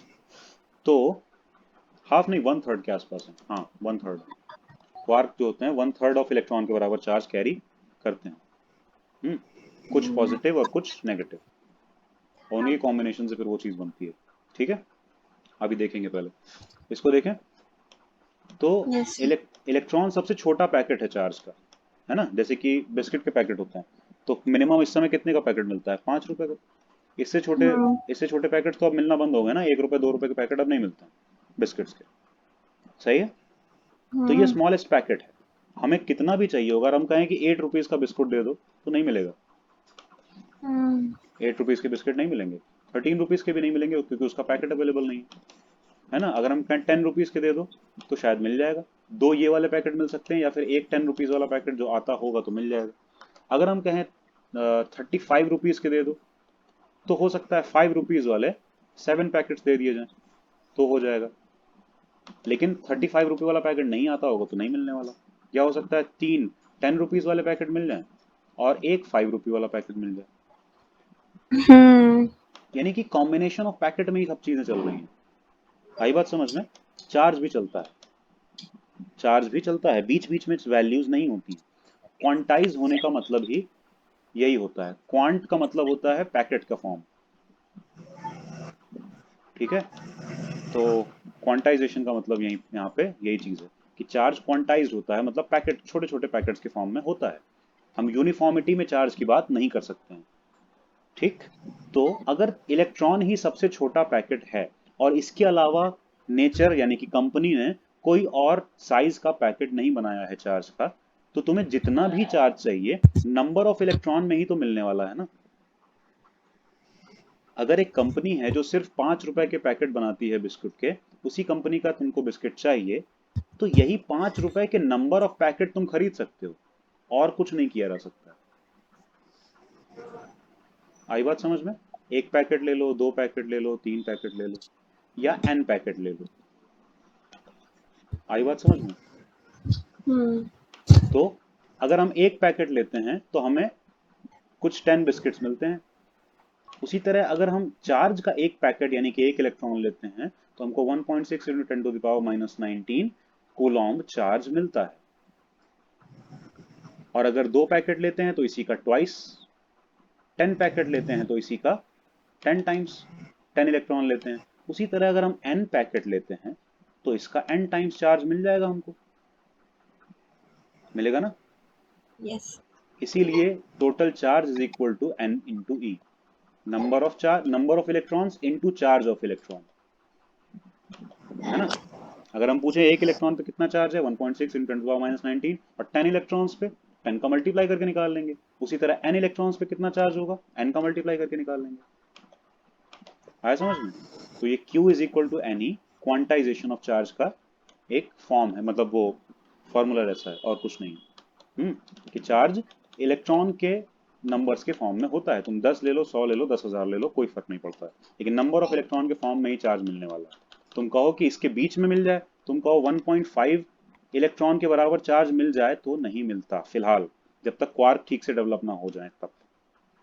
क्लियर है, इतना अवेलेबल नहीं है, ठीक है। यस। इसके बाद ये सब बातें आती हैं, जबकि आज नहीं करेंगे, क्लास पूरी तरह से सैचुरेट हो चुकी है, पता है हमको, काफ़ी टाइम देख चुके हैं हम लोग। लेकिन इतने में काफ़ी कुछ समझ में तुम लोगों को, मतलब ये समझ में आ गया होगा कि तुम लोगों को आगे कंटिन्यू करना चाहिए या नहीं। यस। हम्म, तो कोलॉन्स का वगैरह अगर कल डेमो लेना है तो कल डेमो ले सकते हो तुम लोग लास्ट। लेकिन ये है कि इतने बच्चों में हम बैच स्टार्ट नहीं कर पाएंगे, ये एक बहुत बड़ी प्रॉब्लम है। बैच स्टार्ट नहीं हो पाएगा इतने बच्चों में। तो देखो, इंडिविजुअली किसी को पढ़ना हो तो बता सकते